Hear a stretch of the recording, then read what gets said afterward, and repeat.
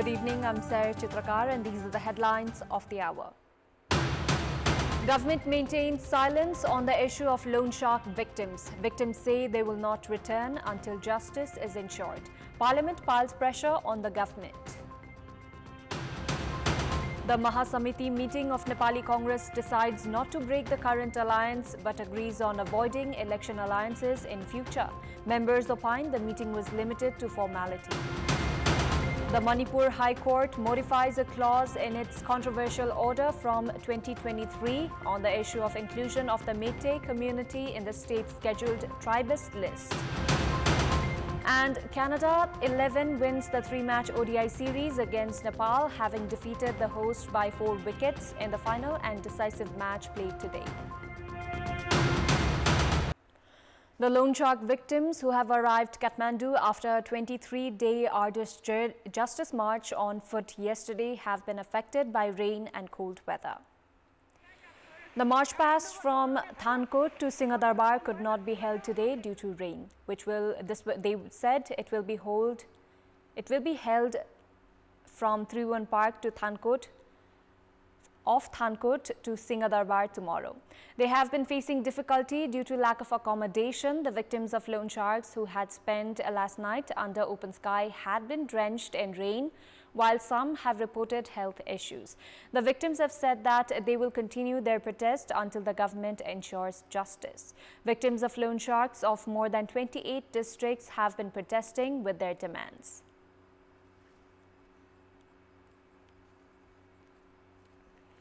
The victims of loan sharks had arrived the federal capital, Katmandu, on 5 occasions prior to this, demonstrated and returned with government's assurance of addressing their demands.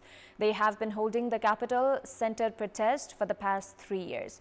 However, their demands have yet to be addressed. More than 600 victims of loan sharks from the eastern and the western parts of the country have arrived Katmandu this time around, demanding justice. Many of them suffered various health issues during their arduous journey to the capital. They have also been spending their nights under the open sky amid lack of accommodation, while today's rain in the capital has added to their plight. The government, meanwhile, has remained indifferent towards the plight of the loan shark victims for the past 3 years. They were compelled to reach the federal capital after their issues could not be addressed at their districts. The commission, led by Gauri Bahadur Karki to address the problems of loan shark victims, had recommended the government to amend regulations and ensure ease in loan acquisition process.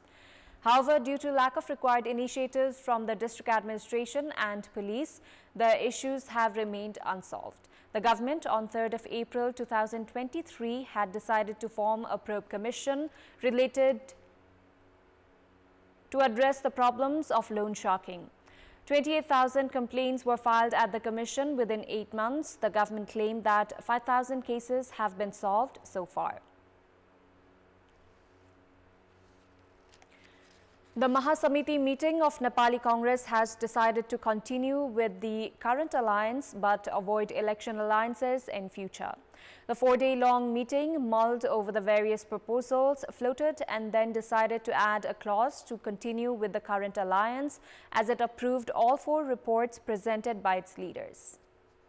On the last day of the event, party president, office bearers and former office bearers presented their messages.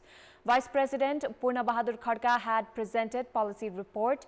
General Secretary Gagan Thapa had presented organizational report. Another General Secretary Bishop Prakash Sharma had presented political report. Accounts Committee Coordinator Shyam Ghimire had presented audit report at the Mahasamiti meeting, which was approved unanimously.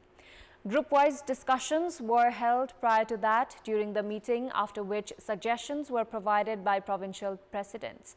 Necessary amendments are to be made to the reports. The Central Committee will include the suggestions and finalize the reports. General Secretary Thapa had proposed for the party to avoid forming election alliances in the next election to be held in Nepalese year 2084, which was widely discussed within the party and even in the ruling coalition. Opinions varied even among the participants of the Mahasamiti meeting.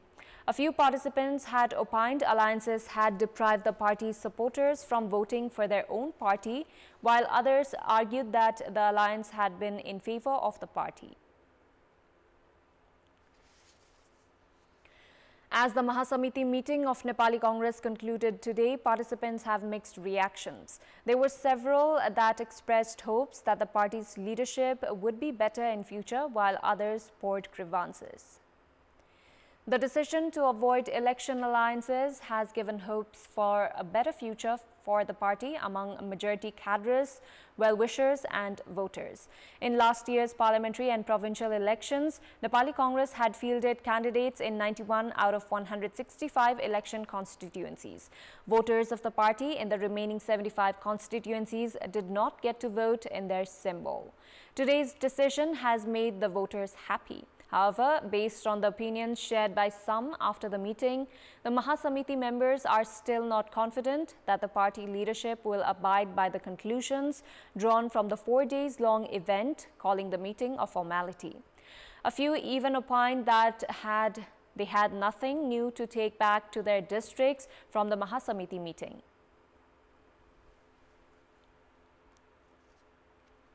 Time now for our segment, Public Pulse, where you text us with your opinion. Public Pulse. Before that, let's take a look at the result from yesterday's poll. Yesterday, we had asked, why have issues of public concern not been prioritized by political parties? 70% voted for A, power focused.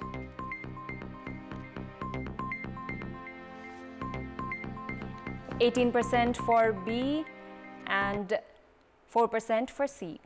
And here's today's question.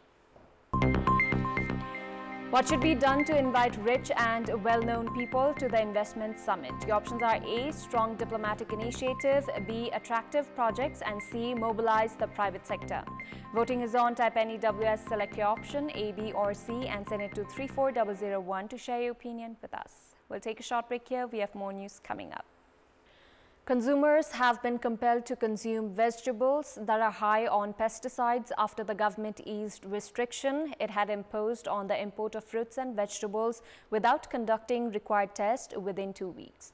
Production of quality fruits and vegetables are possible by providing assistance to farmers for proper management and sales of their produce after using pesticides.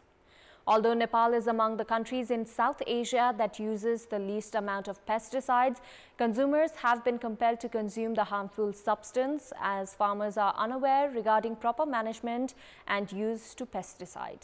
Half a kilogram of pesticide is used per hectare of land in neighboring India, while in China, more than 2 kilograms of pesticide is used for the same portion of land. According to the Plant Quarantine and Pesticide Management Center, 396 grams of pesticide is used per hectare of land in Nepal.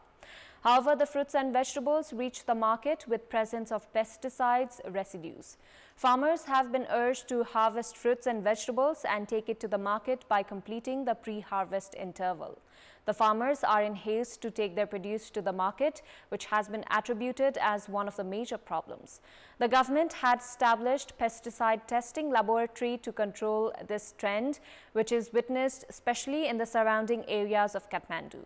However, improvement has yet to be addressed, in fact witnessed in this regard in other parts of the country. Government officials meanwhile suggest to properly washing fruits and vegetables before consuming. According to government data, 450 tons of pesticides worth 550 million rupees is officially imported every year. In our Public Voice segment, today we have asked people in several provinces what are they doing to protect themselves from vegetables high on pesticides. Let's take a look at what they had to say.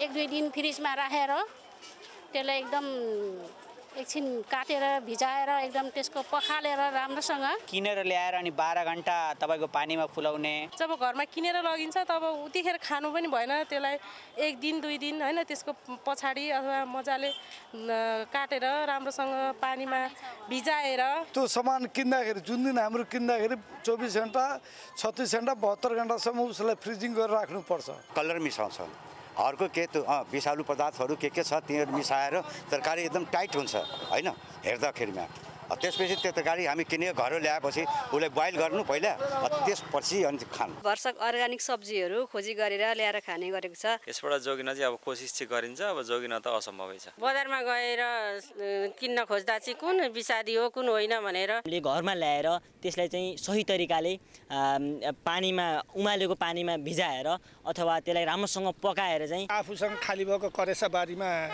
तरकारी लगाउने Cauchy खेती गर्ने र त्यसरी हामी जोगिरहेछौँ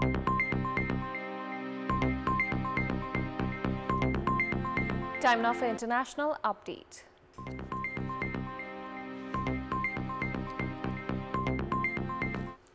The Manipur High Court has deleted a portion of an earlier order passed by it in March last year, directing the state government to consider the inclusion of the Meitei community in the scheduled tribe list. The order passed on March 27, 2023 is believed to be one of the main triggers for the ethnic conflict between the Meitei and tribal Kuki communities, which broke out in May, in which at least 215 lives have been lost to date and over 50,000 displaced.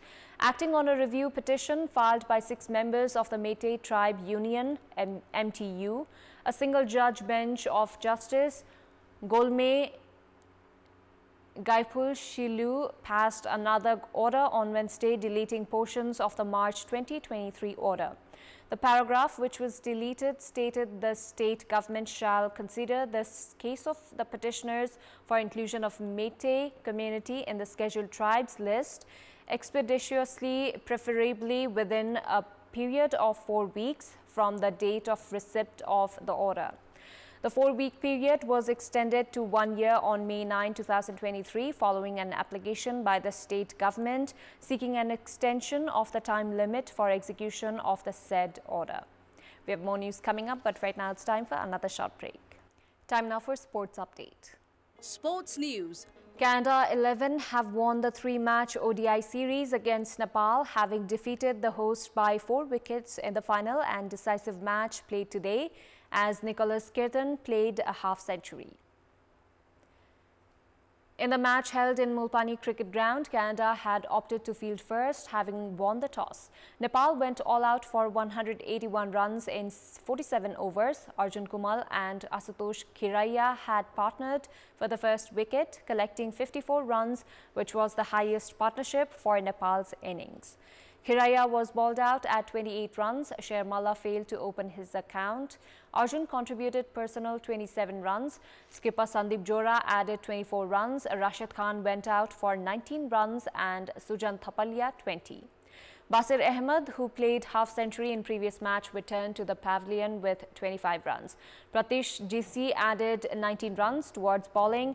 Nicholas Kirtan, Dillon Halinger and Harsh Thakur each claimed 2 wickets. Kalin Sana and Saad Zafar each had a wicket. In reply, Canada reached the target of 182 runs in 38.5 overs, losing 6 wickets. Opener Aaron Johnson scored 42 for Canada and Srimantha Vijratne added 10 runs. Shab Alam claimed both their wickets for Nepal. Navneet Dhaliwal returned to the pavilion, scoring 38 runs. Nicholas Kirtan remained not out with a half-century to help Canada win the tournament. He scored 58 runs in 79 balls, which included 6 fours. Shab Alam claimed 4 wickets for Nepal. Sher Malla and Basir Ahmed had a wicket apiece.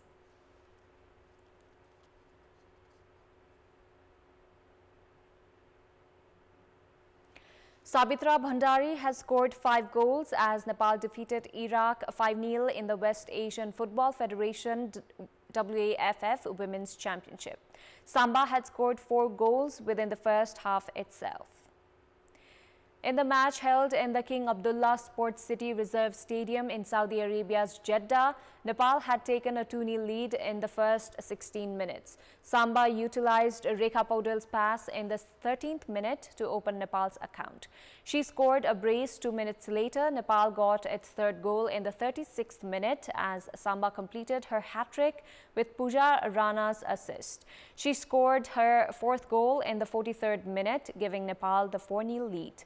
Sabitra sealed the match 5-0 with her 5th goal in the 79th minute, which was also her 50th goal overall for the national team. Samba's goal tally is the highest for any Nepali footballer so far. Earlier in its first match of the tournament, Nepal had defeated Syria 4-1.